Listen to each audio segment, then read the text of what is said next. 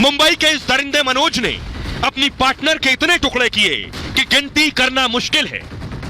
सबूत मिटाने के लिए हैवानियत की सारी हदें पार कर दी। मिक्सर में अपनी प्रेमिका के शव को पीस डाला, बाल्टियों में भरकर खून को गटर में फेंक दिया और हड्डियों को कुकर में उबालकर कुत्तों को खिला दिया। आइए अब मैं आपको दिखाने जा रहा हूं किस बेरहमी से मनोज ने अपनी प्रेमिका को मारा है। देखिए जरा, ये मनोज है और ये मनोज का घर है। घर के अंदर देखिए जरा क्या क्या रखा है। ये मिक्सर ग्राइंडर रखा है, शव के पैकेट रखे काली पन्नी में जो आप देख रहे हैं, काटा है जिन्हें। उधर कुकर रखा है, हड्डियों को कुकर में पकाया है।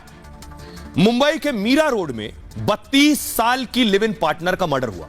इनकी उम्र 56 है और सरस्वती की उम्र 32 साल थी। आपको बताऊं, 24 साल छोटी पार्टनर के मनोज ने टुकड़े टुकड़े कर दिए। आरोपी मनोज सहनी ने पेड़ काटने का कटर खरीदा, इसी कटर से पार्टनर के शव के टुकड़े टुकड़े कर दिए। सबूत छिपाने के लिए शव के टुकड़ों को कुकर में उबाला। उबालने के बाद आरोपी ने टुकड़ों को मिक्सी में पीसा। मिक्सी में पीसने के बाद शव को गटर में बहा दिया। दावा यह भी है कि मनोज शव के टुकड़ों को कुत्तों को भी खिलाता था। 4 दिन से सोसाइटी के लोगों ने कुत्तों को कुछ खिलाते देखा मनोज को। इससे पहले कभी मनोज कुत्तों को कभी कुछ नहीं खिलाता था। आशंका है मनोज शव के टुकड़ों को ही खिला रहा था। मीरा रोड पर आकाश गंगा बिल्डिंग में मनोज और सरस्वती साथ रहती थी। बिल्डिंग के 7वें फ्लोर पर किराए के फ्लैट में दोनों रहते थे। पिछले 3 साल से मनोज पार्टनर सरस्वती के साथ रह रहा था। पुलिस का कहना यह है कि कुछ दिन पहले दोनों के बीच एक झगड़ा हुआ। इसी के बाद मनोज ने सरस्वती को बेरहमी से मार डाला। फ्लैट से बदबू आने लगी। सोसाइटी के लोगों को लगा ये बदबू कहां से आ रही है। उसके बाद सोसाइटी के लोगों ने इसकी सूचना पुलिस को दी कि किसी घर से बदबू आ रही है सोसाइटी में। दरवाजा तोड़ा गया, पुलिस फ्लैट में घुसी, लाश के टुकड़े थे कमरे में। शव के टुकड़ों को आरोपी ने किचन के बर्तनों में रख रखा था। बर्तनों से लेकर बाल्टी तक में सरस्वती के शव के टुकड़े मिले। मनोज ने शव को टुकड़ों को जांच के लिए भेजा गया। पुलिस ने शव के टुकड़ों को जांच के लिए भेजा है। आरोपी को भी पुलिस ने गिरफ्तार करके कोर्ट में पेश किया है। अदालत ने 16 जून तक आरोपी को पुलिस हिरासत में भेजा है। यह दिल दहला देने वाली घटना है। सुनिए जरा डीसीपी क्या कह रहे हैं। नयानगर पुलिस स्टेशन के डायरेक्शन में गीता कायदीप करके सोसाइटी है। वहाँ पे 7वें फ्लोर 7वें मंजिल से एक फ्लैट है। वहाँ से बदबू आने का इन्फॉर्मेशन लोकल पुलिस को मिला था।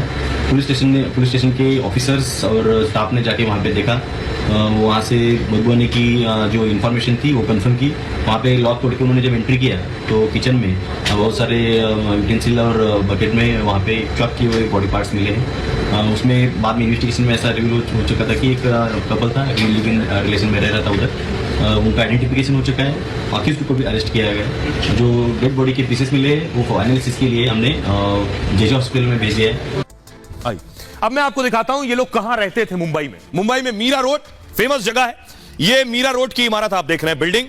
इसके 7th फ्लोर पर संभवतः ये रहते थे। 7th फ्लोर टॉप फ्लोर होगा, ये आप देख रहे हैं। 7th फ्लोर पर रहते थे मीरा रोड पर। अब उन लोगों के लिए जरूरी सूचना, क्योंकि ये लिव इन में रहते थे। देश में ऐसी बहुत सी खबरें आ रही हैं कि लिव इन में रहने वाले पार्टनर्स में लड़की की हत्या हो जाती है। तो जो लिव इन में रह रहे हैं, रहने वाले हैं या रहते थे, उन सब के लिए जरूरी जानकारी है। लिव इन रिलेशनशिप मतलब बिना शादी के जो साथ रह रहे हैं। ऐसे रिलेशन में अब भारत में आम होते जा रहे हैं। दिल्ली, नोएडा, मुंबई जैसे बड़े शहरों में इस तरह के रिश्ते आम हैं। लेकिन ये रिश्ते लड़कियों के लिए जानलेवा साबित हो रहे हैं। मुंबई में 56 साल के शख्स ने 32 साल की पार्टनर प्रेमिका को मार डाला। हैदराबाद में 2 साल साथ रहे, बेंगलुरु में हत्या कर दी। लड़ाई हुई तो बॉयफ्रेंड अर्पिता ने आकांक्षा को मार डाला।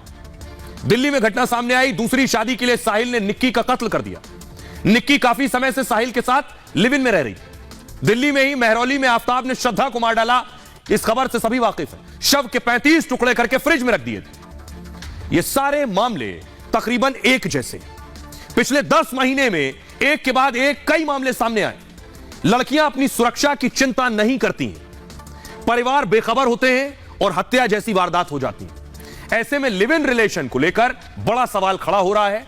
बहुत जरूरी है लिव इन पार्टनर्स बेशक साथ रहे, लेकिन अपने घर वालों से, अपने मां बाप से, अपने दोस्तों से, अपने रिश्तेदारों से, अपने करीबियों से जरूर बात करें, उन्हें सारी बातें जरूर साझा करें। आइए अब आपको सुनवाता हूं मनोचिकित्सक कपिल कक्कड़ क्या कह रहे हैं बढ़ती हुई ऐसी घटनाओं पर। इस तरह के लोग मानसिक हिसाब से ठीक नहीं होते, इनके बहुत मूड स्विंग्स होते हैं, बहुत ही एक्सट्रीम तरह के मूड स्विंग्स होते हैं। ऐसे लोगों में कई बार बाइपोलर भी देखा जाता है। इनका एग्रेशन लिमिटलेस हो जाता है और ये इस तरह की चीजें इनमें कब आती है, क्योंकि ये काफी कंट्रोलिंग नेचर के होते हैं, डोमिनेंट नेचर के होते हैं।